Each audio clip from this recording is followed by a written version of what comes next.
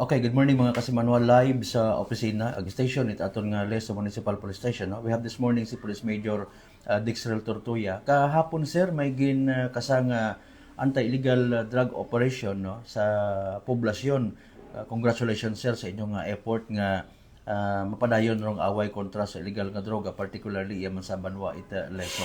Mangayo kami sir sa kuro nga background regarding sa inyong rang anti-drug operation kahapon sir.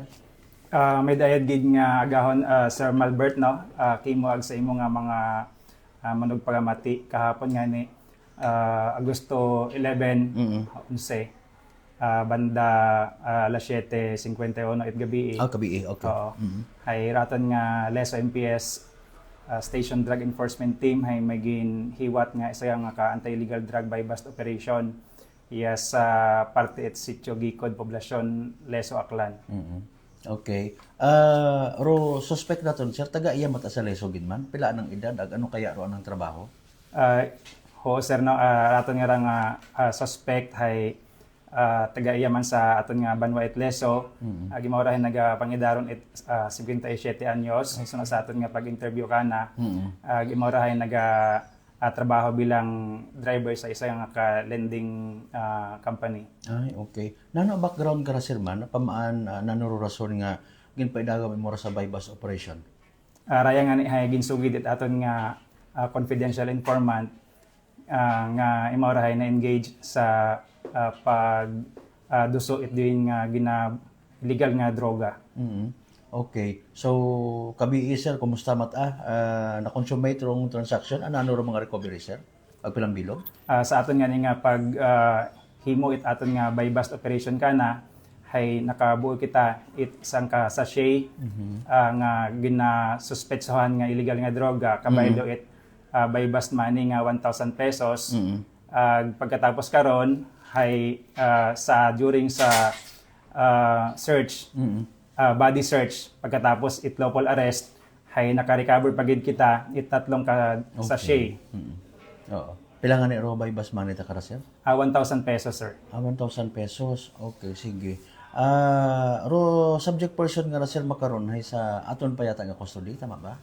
Yes sir. Yeah, pay ma'am. Okay. Drug test na mo sir?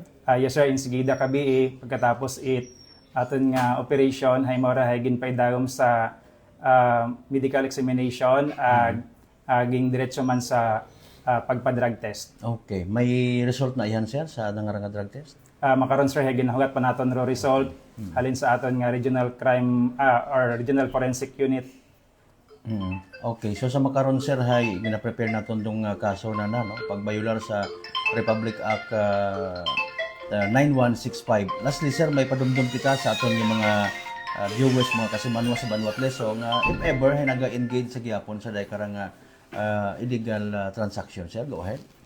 Salamat gid Sir Malbert sa daya nga kahigayunan man nga makapaabot kita it mensahe sa aton nga mga pumuyo especially pagid sa yung nga mga naga-engage gihapon sa daya nga mga illegal nga aktibidades, particular daya nga illegal drugs nga kung mahimo hay aton yun nga untatan ro pag-involve sa mga illegal nga activities especially sa illegal nga droga ay dayahay makasamad gid sa aton nga kagawasan ag sa aton nga future dahil kung kita hay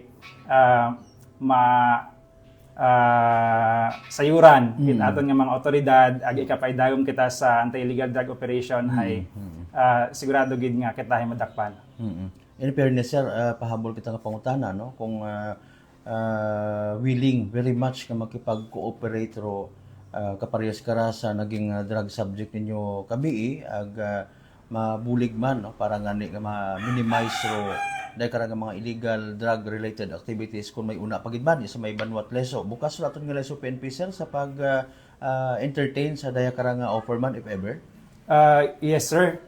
Raton nga bilog nga PNP kay baan man raton nga local government unit hay willing gid nga magbulig para nga aron daya nga mga involved sa illegal nga droga kay bahan yun ro paggamit it illegal nga droga ay matawan mat kay gayunan ba nga maka-rehabilitate. Ayun, oo, sige. Sir, sa information nga na, thank you so much and again, congratulations sa successful nga police operation ninyo kabi isa. Thank you so much. Thank you, good sir.